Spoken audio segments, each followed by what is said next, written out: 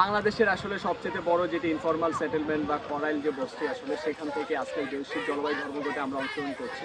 এই করাইলে হাজারো মানুষ বসবাস করে যারা আসলে উপকূলীয় অঞ্চল থেকে বাস্তুচ্যুত হয়ে করাইলে এখন বসবাস করছে। বিভিন্ন দুর্যোগে আসলে তারা ক্ষয়ক্ষতির সম্মুখীন হয়ে তারপর এখানে বসবাস করছে। এখানে কিভাবে বসবাস করছে তাও আসলে নাগরিক যেই আসলে সুবিধাগুলো আছে সেগুলো থেকে তারা বঞ্চিত হচ্ছে। যেরকম এখানে আসলে শিক্ষা প্রতিষ্ঠানের সুযোগ কম এবং এখানে হাসপাতালের সুবিধা কম এবং এখানে যে থাকতেছে এই যে এখন তাপপ্রবাহের সময়তেও তারা আসলে তাপপ্রবাহের শিকার হচ্ছে।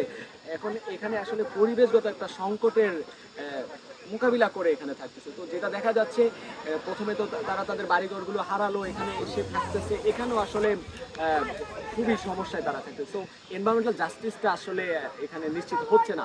আমরা এই যে পাশে যে লেক দেখতে পাচ্ছি এটি আসলে খুবই দূষিত অবস্থায় আছে।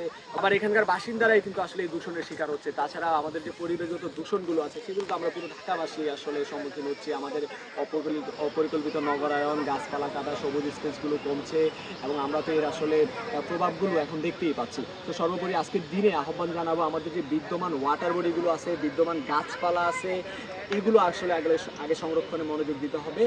সুবিচার চাই, পরিবেশগত ন্যায় বিচার চাই।